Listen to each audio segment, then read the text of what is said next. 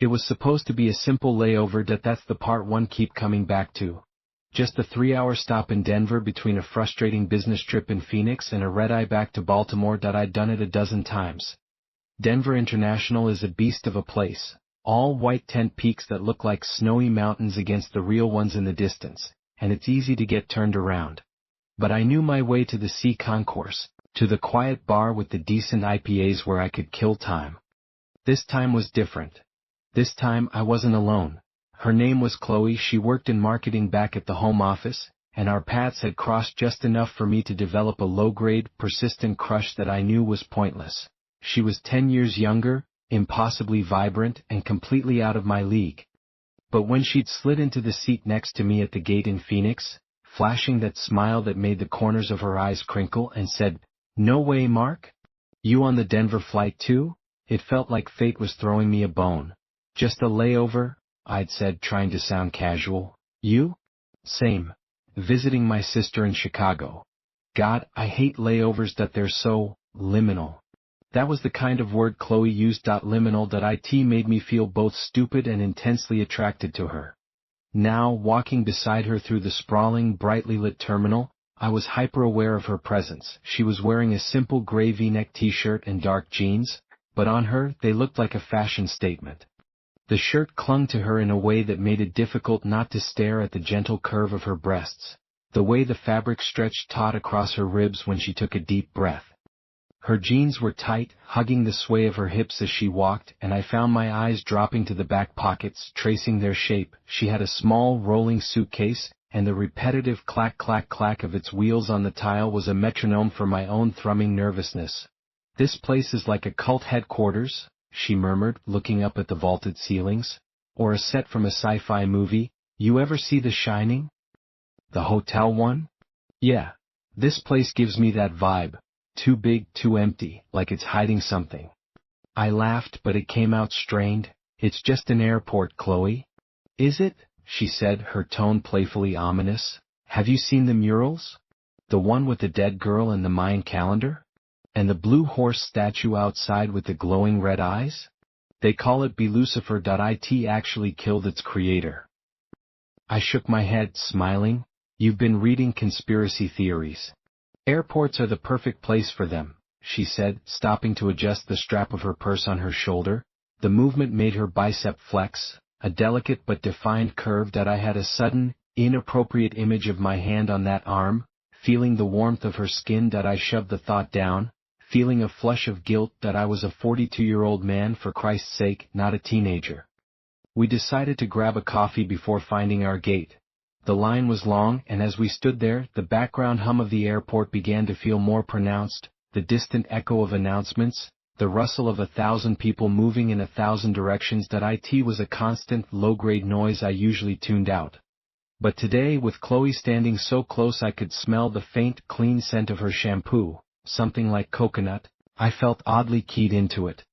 That's when I first felt it, a dull, rhythmic thud. It was so deep it was more a vibration than a sound, felt through the soles of my shoes. Asterisk boom, boom, boom, asterisk. I glanced around. "You hear that?" "Hear what?" Chloe was scrolling through her phone, her thumb flicking across the screen. The nail was painted a pale, shimmery pink. "That thumping, like a bass drum." She tilted her head, listening. The line shuffled forward. "I don't hear anything, just the usual airport noise. Maybe it's construction?" "Maybe," I said, but it didn't feel like construction. It felt organic. Alive. We got our coffees and found a couple of seats near our gate, B72. The gate area was only half full, a quiet pocket in the vastness. We made small talk about work, about the terrible movie I'd watched on the flight from Phoenix, about her sister in Chicago. I was trying to listen, I really was, but my attention was split. Part of it was on her, the way her lips looked when she wrapped them around the lid of her coffee cup, the way a stray strand of her honey blonde hair fell across her cheek. The other part was on that sound, that thump. It was still there. A steady, persistent beat. Asterisk boom, boom, boom, asterisk. It was slowed at a resting heartbeat. "You're distracted," Chloe said, snapping me back. "Sorry, just tired." "You keep looking over your shoulder. What's up?" I decided not to mention the sound again. Does she just think I was crazy? Nothing. This place is just getting to me, I guess. Your shining theory? She smiled, a genuine warm smile that made my stomach flutter. Told you. That's when I saw him for the first time. A man, standing about 50 yards away, near the entrance to the moving walkway. That he was tall and painfully thin, dressed in a dark, ill-fitting suit that looked like it belonged to another decade. His hair was a lank, greasy gray, and his skin had a pale, waxy quality. That he wasn't moving, that he wasn't looking at the departure boards or at his phone, that he was just standing there, and he was looking directly at us. No, not at us, at me.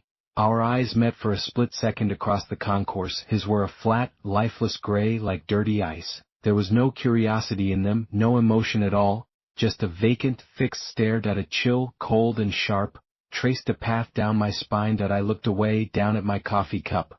When I glanced back a moment later, he was gone. You okay? Chloe asked. You just went white. Yeah, fine, I said, forcing a sip of my now lukewarm coffee. Thought I saw someone I knew. That wasn't him.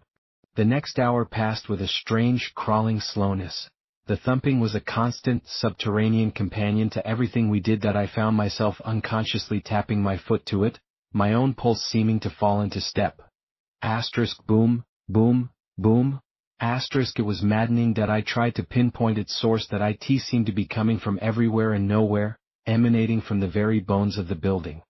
Chloe, thankfully, was a chatterbox, filling the silence with stories from her life. That I learned about her ex-boyfriend who was a professional rock climber, about her obsession with true crime podcasts, about her dream of visiting Iceland. That I listened, nodding, asking questions, all while my senses were screaming, the thumping, the memory of that man's dead fish eyes.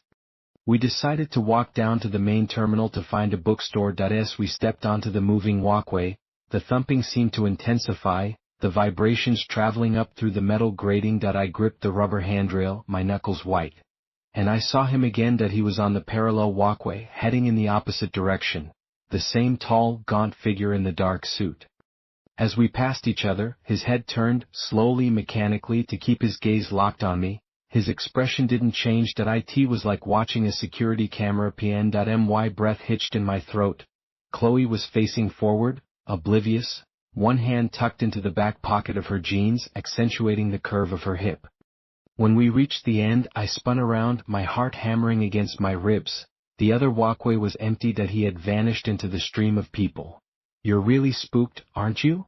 Chloe said, her voice laced with concern. She put a hand on my arm. Her touch was electric, a jolt of warmth that contrasted violently with a cold dread coiling in my gut. For a dizzying second, all I could think about was how small her hand looked on my forearm, how soft her skin must be. I keep seeing this guy, I admitted, the words tumbling out. A tall guy in a suit. That he's just staring. Her brow furrowed. Where? He was just there. On the other walkway. She scanned the crowd, her eyes sharp. I don't see anyone like that. Maybe it's just a weirdo, Mark. Airports are full of them. I wanted to believe her. I desperately wanted to believe it was just a coincidence, a strange man with poor social skills. But the thumping connected it all. That it was a thread, pulling tight. That we found the bookstore. I was browsing the bestseller rack, trying to appear normal, when my phone buzzed in my pocket. It was a text from an unknown number. Don't trust the heart. I stared at the screen, a fresh wave of cold sweat breaking out on my forehead. The words were simple, but the meaning was opaque, terrifying. What is it? Chloe asked, coming up beside me with a paperback thriller in her hand. Her shoulder brushed against mine, and I caught the scent of her coconut shampoo again. It should have been comforting. It wasn't. Wrong number, I mumbled, shoving the phone back into my pocket. My own heart was beating too fast, a frantic, panicked rhythm that was starting to syncopate against the slow, steady boom, boom, boom, from the airport itself. We headed back towards our gate. The journey felt like a dream, a nightmare stroll through a brightly lit purgatory. Every tall man in the distance made my breath catch. Every flicker of the fluorescent lights overhead felt like a sign. The thumping was my constant, unwelcome companion. I could feel it in my teeth. As we passed the entrance to the baggage claim level, an escalator descending into a more muted, cavernous space, The sound became overwhelming. It was clearly emanating from down there. It was the baggage carousel. Do you hear it now? I asked Chloe, my voice barely a whisper. She paused at the top of the escalator, listening. Her expression was uncertain. I think I hear something. A hum? Like machinery. It wasn't a hum. It was a heartbeat. I need to see, I said, the decision sudden and absolute. Mark, our flight boards in 40 minutes. I'll be quick. I need to know I'm not going crazy. She hesitated, then sighed. Okay, fine, but make it quick. We took the escalator down. The baggage claim area was quieter, cooler. The air smelled of rubber and stale air. There were a few scattered travelers waiting listlessly by carousels. And there it was, Carousel 4 for our flight from Phoenix. It was a standard, flat, silver loop, dormant for now, and it was thumping. Boom, boom, boom. It was unmistakable. A low, resonant, metallic pulse. I walked closer, drawn by a morbid fascination. Chloe hung back, her arms crossed over her chest. I could see the goosebumps on her bare arms. I stood about 10 feet from the carousel. The sound was so powerful here I could feel it in my sternum. I placed a hand on the cold metal railing that surrounded it. The vibration traveled up my arm. And then the most terrifying thing happened. My own heartbeat shifted. It had been a frantic, scared rabbit's pulse, but as I stood there listening, feeling the deep, rhythmic boom from the machine, my heart slowed. It deepened. It fell into perfect, exact sync with the carousel. Asterisk boom, asterisk, my heart. Boom, the carousel. Boom, they were one and the same. A single shared pulse echoing in the cavernous room. I stumbled back, my hand flying to my chest. Oh God! What? Chloe asked, her voice tight with alarm. Mark, you're scaring me. My heart, I gasped. It's beating with it. Her eyes widened. She came closer, putting a hand on my back. Her touch, which had been so electrifying before, now felt distant, muffled, like I was receiving the signal through layers of static. All I could feel was the dual beat, the internal and external rhythm locked in a horrifying embrace. We need to go, she said firmly. Now. This isn't funny anymore. I let her lead me away, back towards the escalator. As we walked, the sync began to break, my heart struggling back to its own frantic pace. But the echo of that union remained, a phantom limb of rhythm. At the top of the escalator, he was waiting, the tall man in the dark suit. He was standing off to the side, near a pillar, perfectly still. He wasn't looking at the boards or his phone. He was looking at the space where the escalator emerged, as if he'd been waiting for us. Chloe saw him this time. I felt her grip on my arm tighten. Is that him? She whispered. I could only nod. As we passed, maybe 20 feet away, the man did something. He didn't smile or speak. He simply lifted one long, pale finger and pointed, not at me, but at my chest. My heart. Then he turned and walked away, his movements fluid and silent, swallowed by the crowd. What the hell was that? Chloe breathed, her face pale. I don't know, I said, and it was the truest thing I'd ever said. We hurried back to our gate, our previous easy companionship replaced by a shared, tense silence. The thumping from below was fainter up here, but I could still feel it, a ghost in the machinery, a parasite in my pulse. We took our seats at the gate. I was sweating, my hands shaking. I pulled out my phone again. The text was still there. Asterisk, don't trust the heart. Asterisk, I opened my photo gallery wanting to look at something, anything normal. A picture of my dog, a screenshot of a work email, and I saw it. A photo I had never taken. It was timestamped from 20 minutes ago. It was a close-up, slightly blurry photo of Chloe, taken from behind as she walked ahead of me. It was focused on the back of her neck, on the delicate, vulnerable skin just below her hairline. The composition was intimate, invasive, predatory. My blood ran cold. I hadn't taken this. My phone had been in my pocket. Chloe, I said, my voice hoarse. I showed her the screen. She stared at it, her glossed lips parting in shock. Mark, what is this? When did you take this? I didn't, I whispered. I swear to God I didn't. Her eyes met mine, and for the first time I saw real fear in them. Not just unease, but a deep, primal terror. The kind of fear that recognizes a predator. She shifted slightly away from me in her seat. The rejection stung, A fresh humiliation on top of the fear that I was the threat now. The creepy guy with the unauthorized photos. The universe had found a way to twist my inappropriate attraction into something genuinely monstrous. The gate agent announced the start of boarding. First class. That we were in group 4. That it felt like a reprieve. An escape. That we stood and joined the back of the line, not speaking. The thumping seemed to intensify, a final, furious protest against our departure. Asterisk boom. Boom. Boom. Asterisk I could feel it in my fillings. That my heart struggled to keep its own rhythm, fluttering like a trapped bird against the cage of that steady, mechanical beat.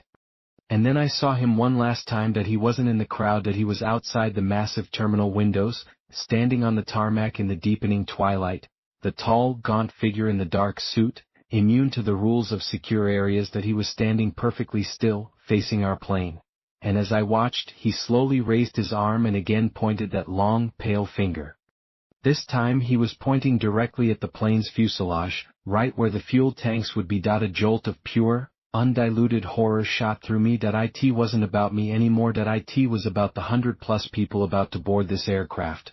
"We can't get on that plane," I said to Chloe, my voice low and urgent. She looked at me, her expression a war of fear and reason.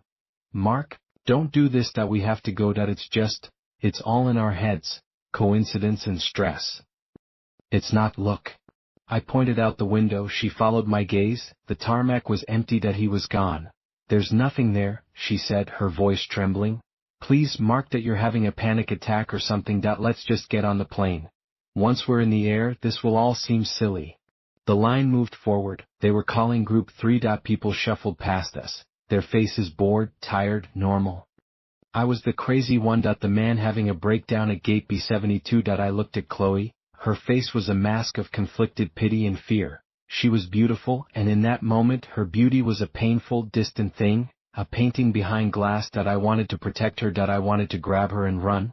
But I also knew with a sickening certainty that if I tried she would scream. Group